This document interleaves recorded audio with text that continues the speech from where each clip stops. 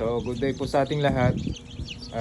Ngayong araw na to, April 10, 2026, hatch day po natin. Ayan, meron pa pong mga ano dyan, mga hindi pa dry, basa pa balahibo. So ngayon, nilabas na po natin yung mga dry. Ito, na-separate na rin po natin mga babae at lalaki. So, etong dalawang tray na to na na brown. Ano po yan, D853, females. Tapos may konting mix po yan ng mga iilang D102. Saka eto naman, D109 females, pullets yan. Tapos ito, halo po, D853 na males at D109 males. Tapos may konting mga males ng ng DS109. Konti lang, mga iilan lang dahil konti na mga breeders natin dyan sa DS109. Matatanda na rin kaya ayun, konti na. Tapos itong nasa taas na pure black, ayan, marans po ito, marans. Tapos may mga iilan din po dito na DS109 na females. Ayan, marans, black copper maran. Ayan po. Ayan, meron po siyang balahibo sa paa, nakikita niyo po. So ganyan po yung paa ng marans. Itsura. So ayan po, grabe, ang daming babae ngayon. Na-sexing na po natin. By the way po, paano po nalalaman ang sexing ng D853 Rhode Island Red ng Dominant CZ? Through po yan, feather sexing. So feather sexing, nalalaman po natin sa pakpak, sa balahibo ng pakpak, no? Sa day old pa lang alam na natin ang babae at lalaki dyan. So ngayon, ayun po, blessed po tayo dahil sobrang dami po ng babae ngayon compared sa lalaki. Tapos may mga hindi po napisa doon, siguro mga kung may D853 doon, mga lalaki siguro yun. Pero konti lang po yun, konting-konti lang po. Ito kung hindi lang po ako nagkakamali, siguro may mga error din po sa sexing, no? Lalong-lalo na sa D853, pero sa tingin ko naman po sa sexing ko 98% sure po tayo dito sa pag-sexing natin sa sa D853 o Rhode Island Red. Kasi kung minsan hindi po natin maiwasan magkamali pa rin po dahil minsan nga po sinegregate namin sa lalaki pagka mga ilang weeks old na babae pala. So ayun, vice versa po. Pero sa ngayon po nag-i-improve, habang tumatagal mas nag-i-improve po tayo sa ating pag-sexing. So ngayon po ito, D853 females po pareha, dalawang tray. Tapos konti lang po D853 na males, yung brown na yan. Mga males po yan, yung isang basket na yan, males po yan. Tapos ayun po, ito mga to D109 naman, D109 kung tawagin, yan yung code nya. Konti na lang po dahil may mga mortalities din tayo ng yung sa D109 natin na parent stock nung nag-grow pa sila. Tapos until now, so ayun, yun lang ang natira sa kanila. So kaya medyo konti na lang yung natin, yung D109. So ayun, yan po sila lahat. Yan, nakaka-excite dahil ang dami nating hatch ng pullets kumpara sa males. So ito po pala, yung marans, hindi po siya auto-sexable. Malalaman po natin yung kasarian niya pag ano po 4 to 6 weeks. Actually 4 weeks to 5 weeks yan, alam na natin yan.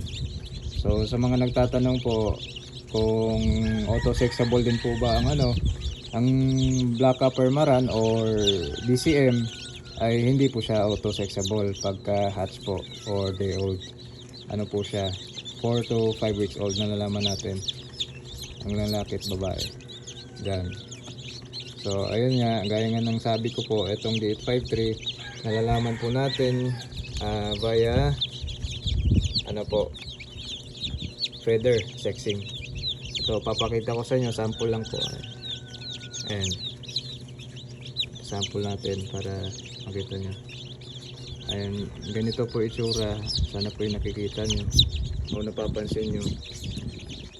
Pag ito po, female po ito female o pullet kung tawagin. So ayan po itsura ng pakpak ng pagka babae.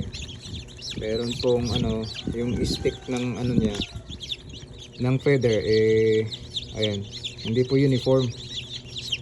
Alternate po yan na may mataas, may maikli, mataas, maikli, mataas, maikli. Yan. Consistent po yan, consistent po yung ganyan pagka dominant CC na D853. Ganyan po. Pag babae,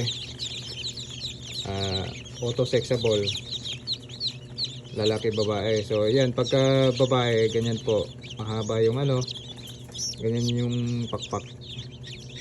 May mahaba, may maikli. Ayan, naka-zoom. Ayan, so yung stick ng pakpak niya, may mahaba, may maikli. May mahaba, may maikli. Ganyan po. Ayan po. Ganyan po Ayan Ayan, so ganyan. Tapos pagka sa male naman na D853, ganito. Maikli po siya, tapos pantay-pantay. Tapos hindi po siya hindi alternate. Hindi po kita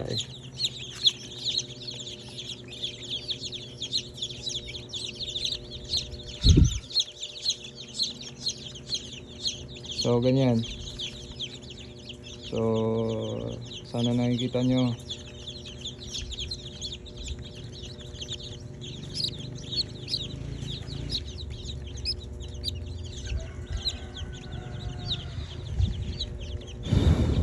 So ganyan po.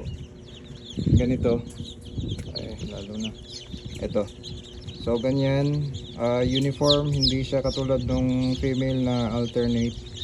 Mataas, maikli, mataas, or mahaba, maikli, mahaba, maikli. Ito uniform. Hindi po alternate. Ito male po siya. Yan, male. So isa pang sample sa female. Dito tayo kumuha kanina, dito naman tayo kukuha ng random So ito. Hindi ko maano. Malikot.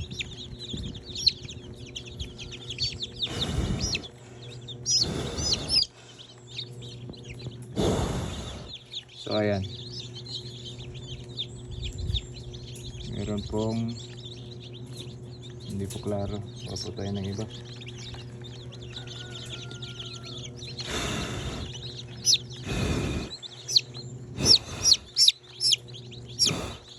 Yan, ito. So ito, pangalawang sample natin, random po ito, So dito tayo kumuha kanina. Dito naman tayo kumuha. So ito ang itsura. Another sample ng female. Ganito po, may mahaba, may maikli, mahaba, maikli. Yan po, alternate po yan, mahaba, maikli. Ito po, babae po. Female, D853 or Rhode Island Red. Tsaka paano pag sexing ng D109. Kung napapansin nyo po, all black po yan. Yung kulay niya sa likod o halos buong katawan niya itim, So yan po, female po yan. Tapos paano pag lalaki, ito po pinagkaiba ng babae at lalaki na D109. Ito, kumuha tayo doon. D109 male po ito. D109 male. Male. Ang pinagkaiba, ayan. Kitang-kita po. Titignan nyo lang po yung physical appearance nila, yung kulay nila. Etong lalaki, may puti po sa ulo. Itong mga babae, purong itim. Wala pong puti yan sa ulo. Ayan. So, yun po pinagkaiba. Kuha tayo na para mas ma-differentiate natin. So, ito po. So, ito. Lalaki. Yung nasa, yung nasa left side. Tapos, babae naman ito. Yan, purong itim. Wala pong puti sa ulo. Ito naman po, yung isa na puti. Male po ito. Ito naman, female. Yan po ang pag-sexing ng D109. So, color sexing po sila. Color sexing, ibig sabihin, pagka-hatch na pagka-hatch, malalaman mo kasarian through color. So, yan po. Yun. That's it. Happy farming.